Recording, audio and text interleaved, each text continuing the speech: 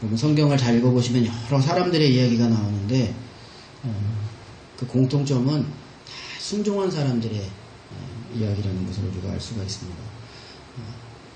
하나님의 말씀에 순종하지 아니하고 그 인생에 성공한 사람들의 이야기는 단 한 사람도 우리가 성경에서 찾을 수가 없습니다. 그리고 또 한 가지 보는 것은 불순종의 사람은 반드시 넘어진다는 것입니다. 불순종의 사람은 하나님께서 반드시 그 인생을 무너뜨린다는 것을 우리가 또 성경을 통해서 보게 됩니다. 대표적인 인물이 사울입니다. 사울 왕입니다. 사울 왕은 이스라엘의 초대 왕이었습니다. 하나님께 인정을 받는 사람이었습니다. 그런데 그 사울이 두 번의 불순종, 그의 인생의 두 번의 불순종으로 인하여서 하나님께 버림을 받게 되어집니다. 첫 번째 사건은 사무엘상 13절에 나오는데요. 블레셋과의 전쟁에서 일어났던 일입니다. 전쟁을 시작하기 전에 항상 제사장이 와서 하나님께 예배하면서 이제 그 전쟁을 시작하게 됩니다. 그런데 사무엘이, 제사장이었던 사무엘이 오지를 않는 거예요. 지금 블레셋 군사는 저 앞에 있는데 이 사무엘이 오지를 않는 것입니다. 사무엘이 와야 하는 그 약속된 시간에서 하루가 지나고 이틀이 지나고 일주일이 지났는데도 불구하고 사무엘이 오지 않았습니다. 성경은 그래서 이야기하기를, 그러니까 이 사람들이, 이스라엘의 그 군사들이 동요하기 시작하였다. 마음에 불안감을 갖기 시작하였다. 그렇게 성경이 설명을 하였고요. 그 상황 속에서 사울 왕은 어떻게 결정을 내렸냐면요. 더 이상 제사장인 사무엘을 기다릴 시간이 없다. 그렇게 판단을 하고 내가 그 제사를 주관해야 되겠다. 그런 결정을 하게 된 것입니다. 그래서 제물을 가져오게 하여서 자기가 제사를 주도하게 된 것입니다. 사무엘이 이제 그 이후에 도착하여서 사울 왕을 책망하게 되어집니다.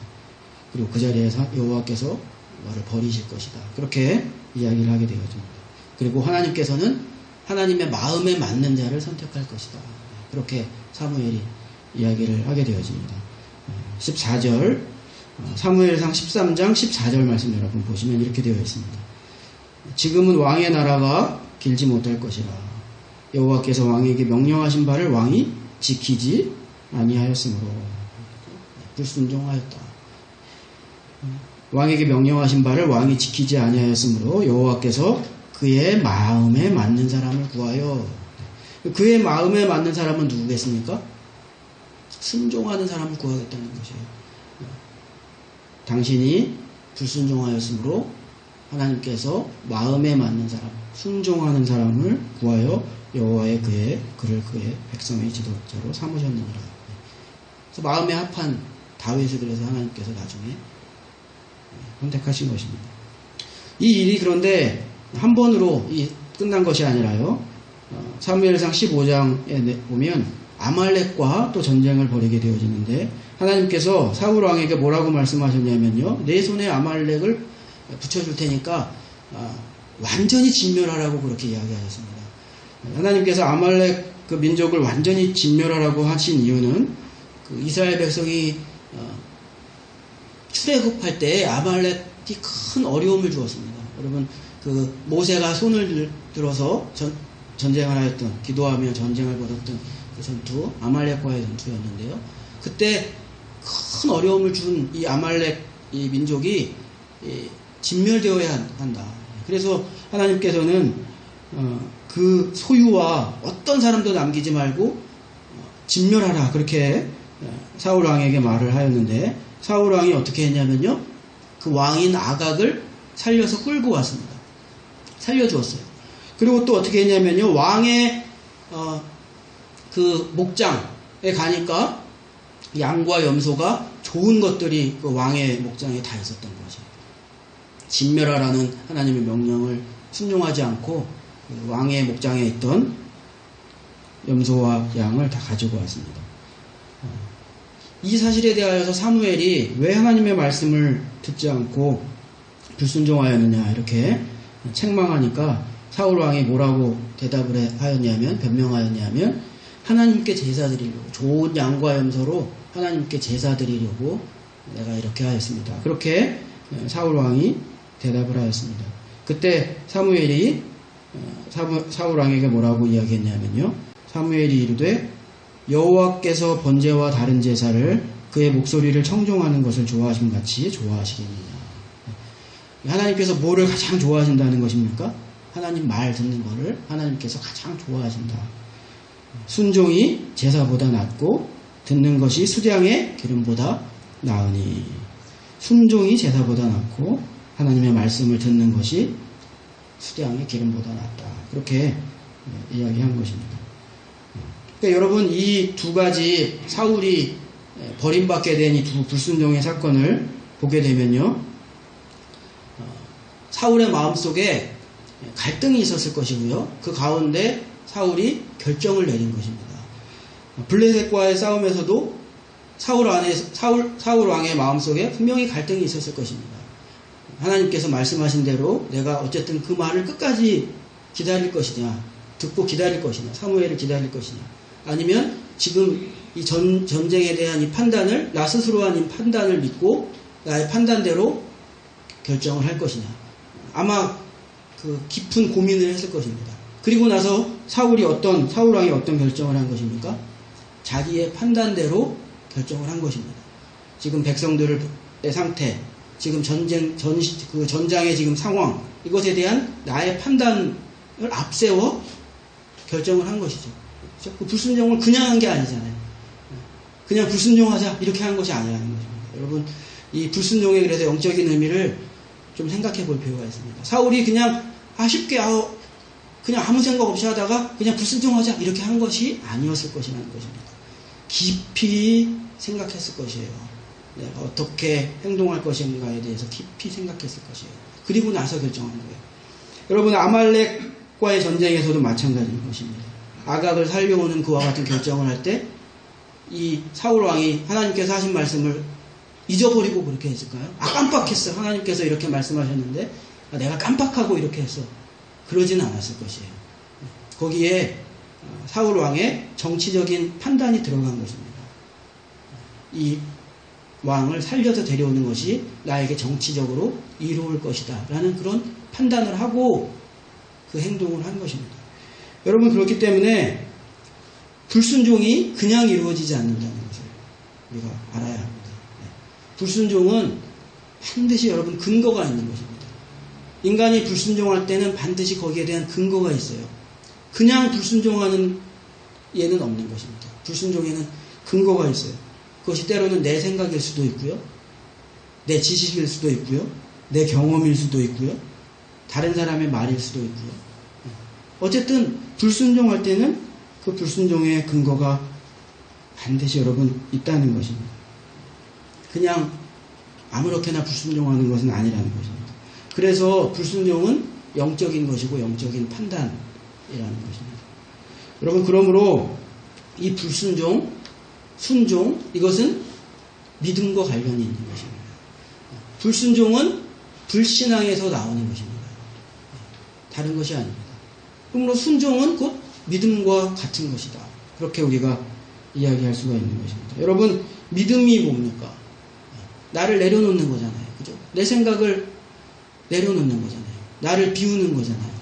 그리고 예수님을 주인으로 삼는 것이잖아요. 그것이 신앙이죠. 그것이 믿음이죠. 그러니까 순종은 곧 믿음의 바로미터가 될 수밖에 없는 것입니다. 내가 나를 여전히 믿고 있느냐? 나의 판단을 여전히 믿고 있느냐? 아니면 정말 예수님이 내 삶의 주인이 되었기 때문에 예수님의 생각을 따라갈 것이냐? 거기에 의해서 깊은 고민 끝에 결국은 이렇게 순종할 것이냐? 저렇게 불순종할 것이냐? 그 결정이 내려지기 때문에 순종은 그래서 믿음의 본질일 수밖에 없어요. 제가 이거 저도 많이 깨달아가는 것입니다. 순종은 신앙생활의 여러 부분의 한 영역이 아니더라고요. 순종은 그냥 그것이 믿음이더라고요. 믿음은 반드시 순종의 옷을 입게 돼 있더라고요.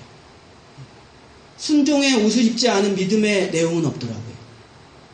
믿음은 무조건 순종의 옷을 입게 돼 있어요. 무조건 순종으로 나타나게 돼 있어요. 저도 그것을 배워가고 있는 것입니다.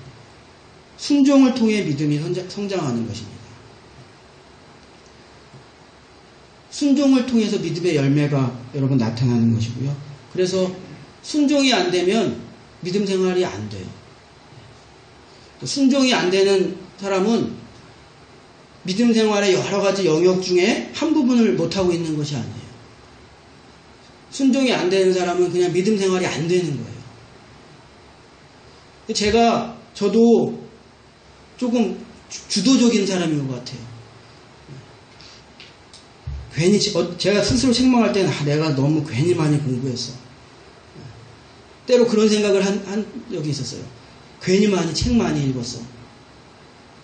왜냐하면 내가 공부하고 내가 책 읽은 것이 내가 더 순수하게 하나님께 순종하는 것을 방해할 때가 있다는 것을 제가 때로 느낄 때가 있더라고요.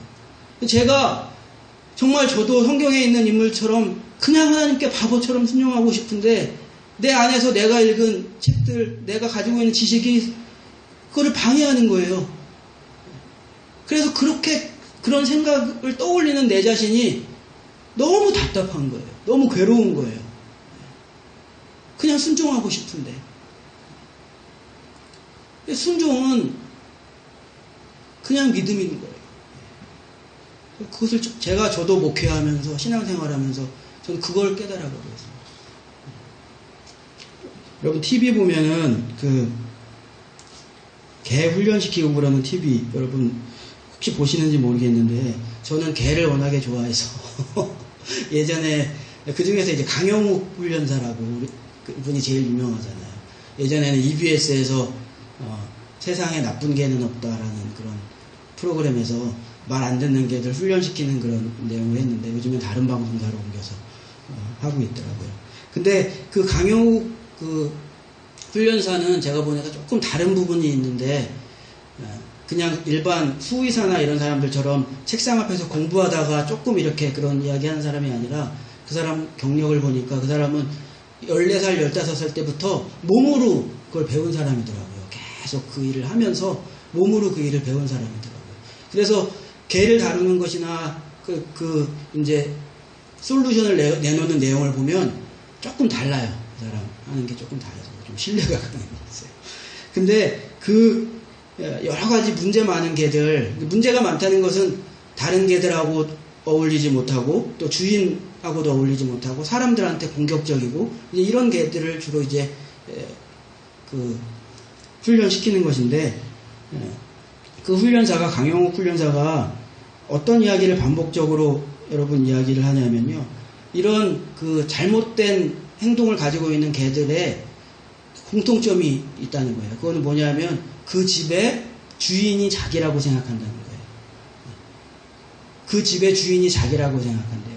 그러니까 주인이 있고 사람하고 같이 살고 있어도 그 개의 행동을 보면 자기가 그 집의 주인인 것처럼 행동한다는 거예요. 그러니까 자기 마음에 들지 않으면 공격적으로 바뀌고 자기 마음대로 막 해야 된다는 거예요. 그래서 대부분의 솔루션이 뭐냐면요. 그 집의 주인이 그 개한테 그거를 가르쳐 주는 게 그 대부분의 솔루션이에요. 그 집의 주인이 네가 아냐. 이 집의 주인이 네가 아냐.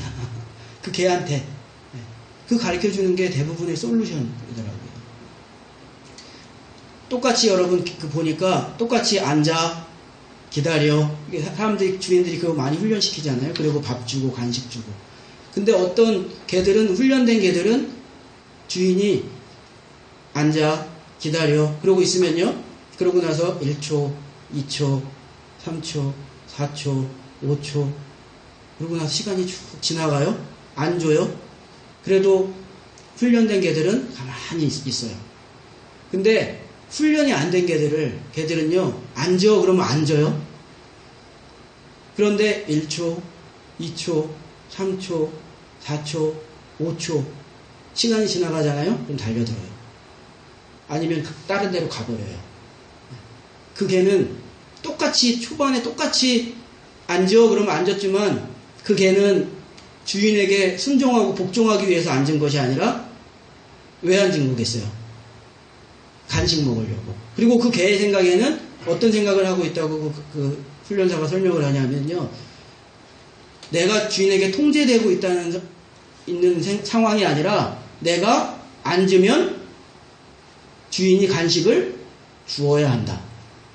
그러니까 내가 주인을 통제하고 있다고 생각한다는 거예요. 주인이 나를 통제하기 때문에 내가 앉아서 있는 것이 아니라 내가 앉으면 몇 초 이내에 주인은 내게 음식을 주어야 한다. 이렇게 생각한다는 거예요. 그러니까 그게 내가 통제당하고 있는 것이 아니라 그의 입장에서는 내가 앉으면 넌 나한테 줘야 돼.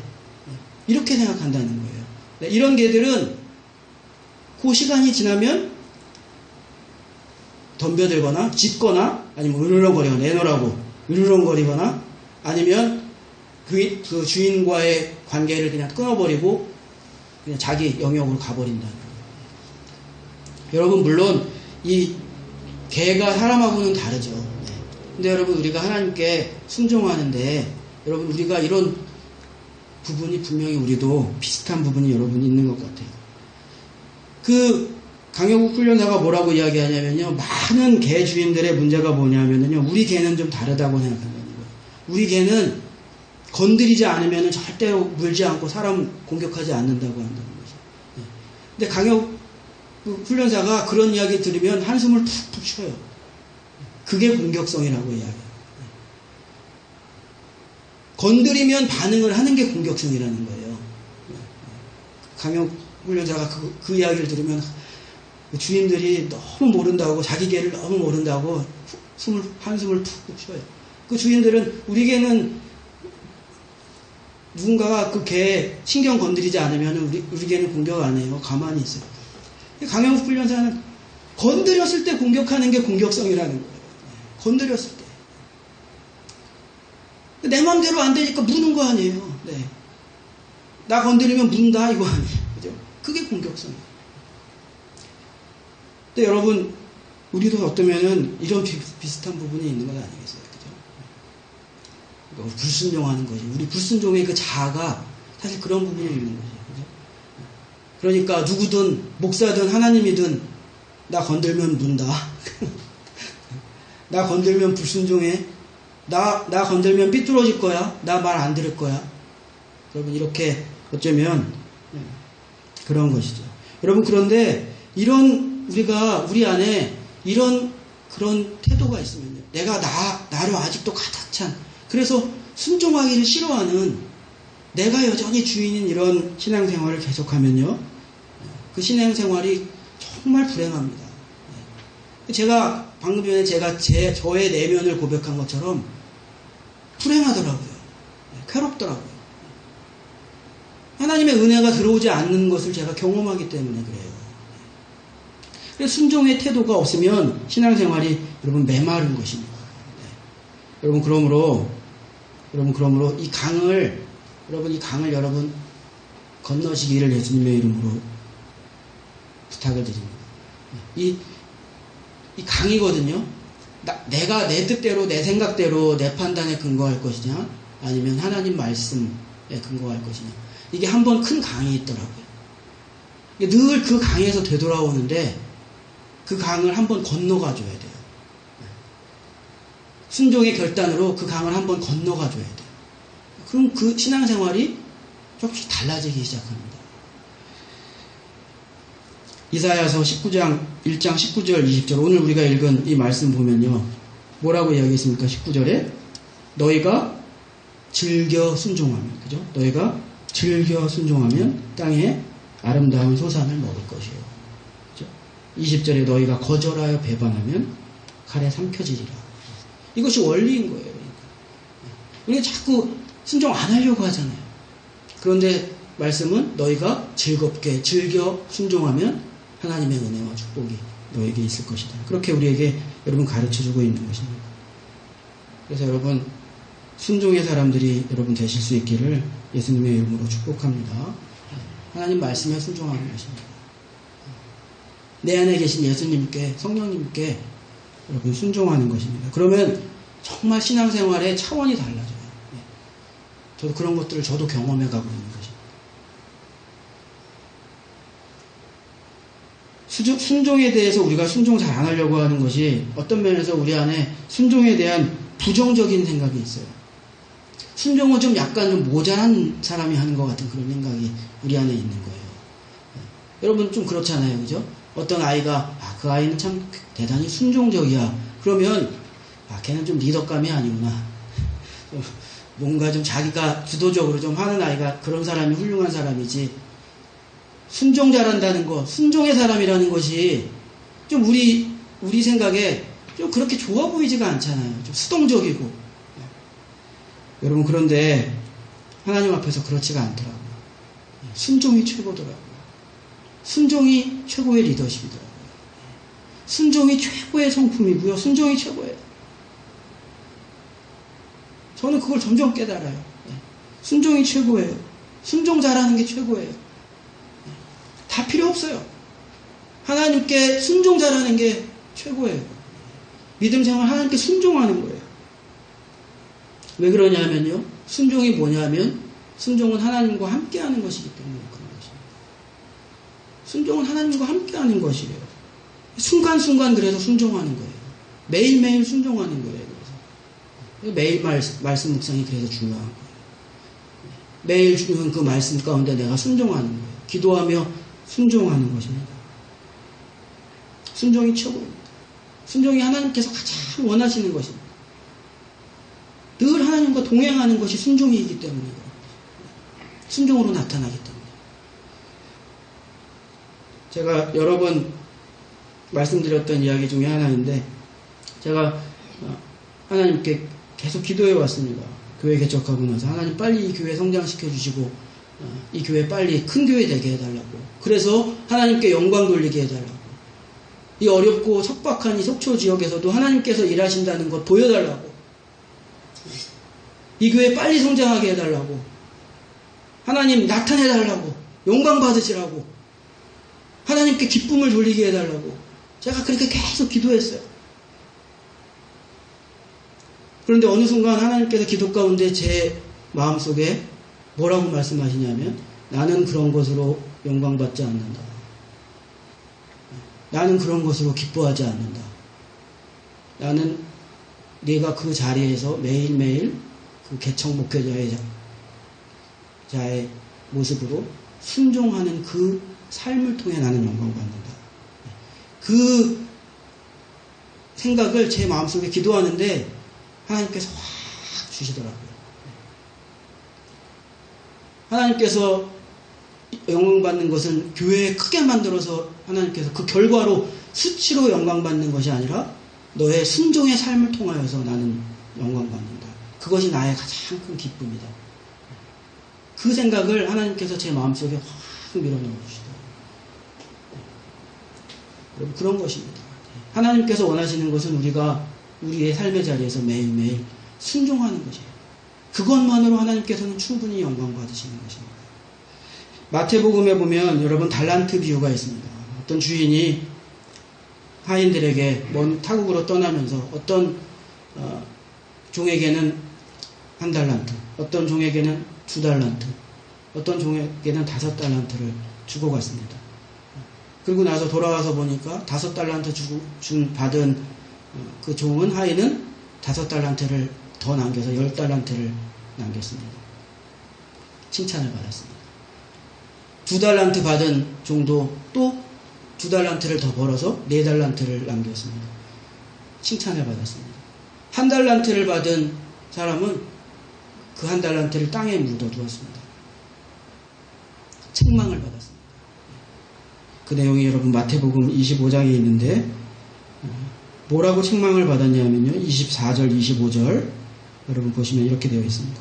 1달란트 받았던 자는 와서 이르되 주인이여 당신은 굳은 사람이라 심지 않은 데서 거두고 해치지 않은 데서 모으는 줄을 내가 알았으므로 두려워하여 나가서 당신의 달란트를 땅에 감추어 두었나이다. 보소서 당신의 것을 가지셨나이다.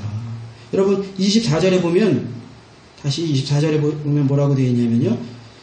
주인이여 당신이 굳은 사람이라 심지 않은 데서 거두고 해치지 않은 데서 모으는 줄을 거기 주어가 무엇입니까? 내가 알았습니다. 누구 판단이에요?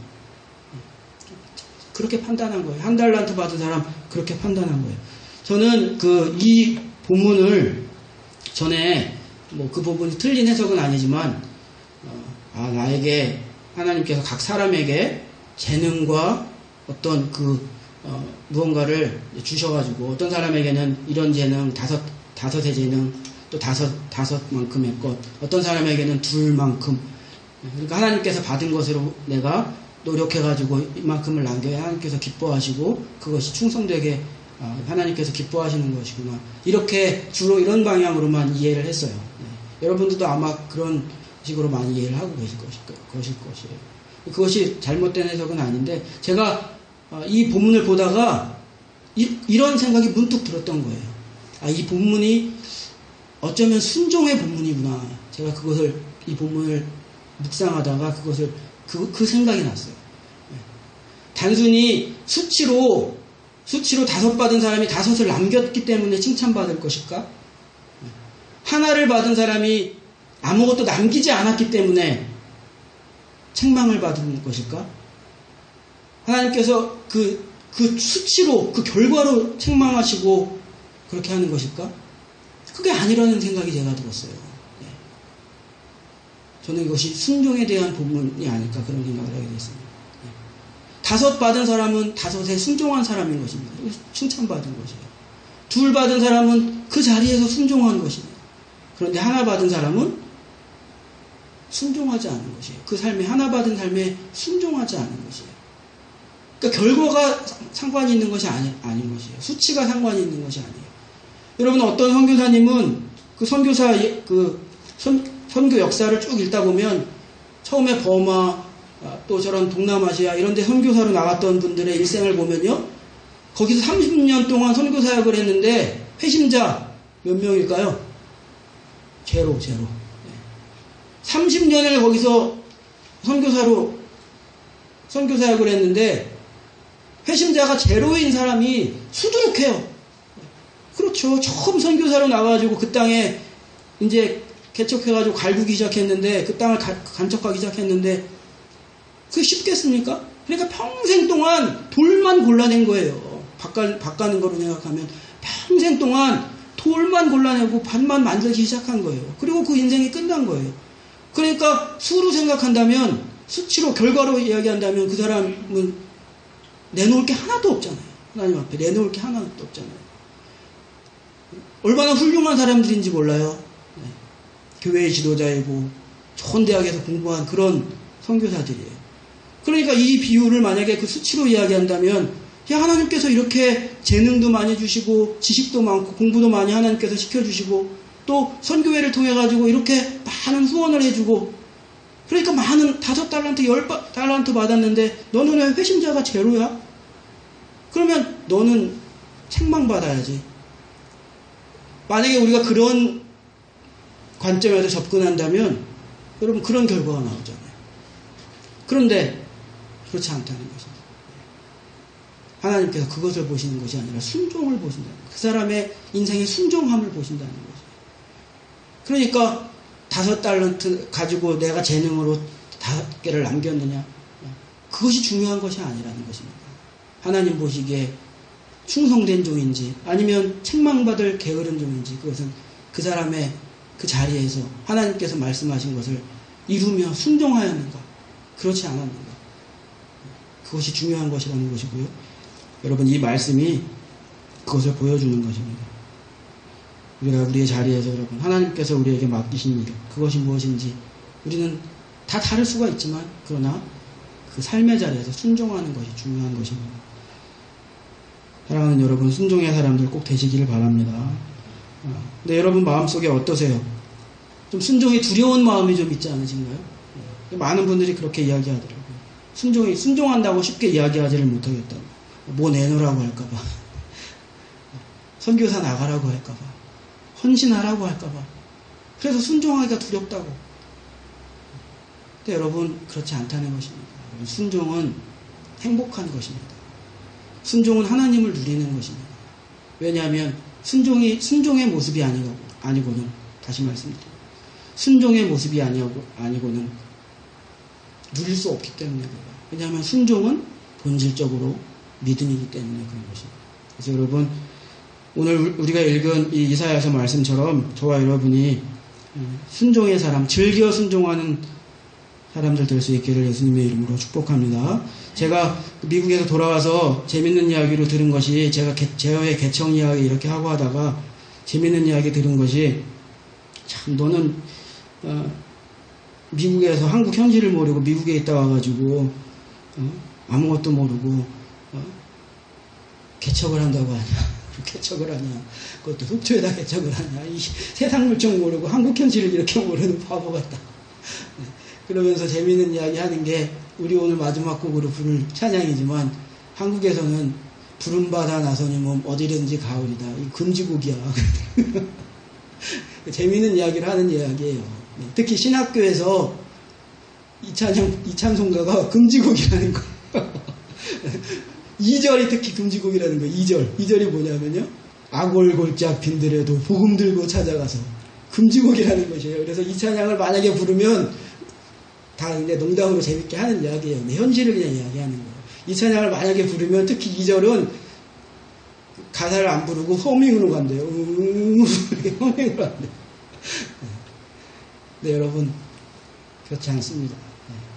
하나님께서 원하시는 그 삶, 거기에 축복이 있고 은혜가 있는 줄을 여러분 믿으시기를 예수님의 이름으로 간절히 축복합니다. 그래서 억지로 우리가 순종하는, 막 싫은데 억지로의 순종하는 삶이 아니라 순종의 강을 건너 그 기쁨과 은혜를 하나님께서 부어주시는 정말 그 감동, 순종하는 사람에게 하나님께서 부어주시는 그 평안함, 감동, 그 눈물, 감격함, 여러분 그런 것들 많이 누리시는 그런 우리 교회 됐으면 좋겠고요. 여러분 한번 이 순종의 결단을 이루시고, 만약에 여러분의 삶 가운데 어떤 변화가 있다면 저에게도 좀 가르쳐 주십시오. 그러면 저도 좀 많이 좀 소문 좀 내고 이야기하겠습니다. 그런 순종의 결단과 간증이 저와 여러분의 삶에, 우리 교회에 충만하기를 예수님의 이름으로 간절히 축복합니다.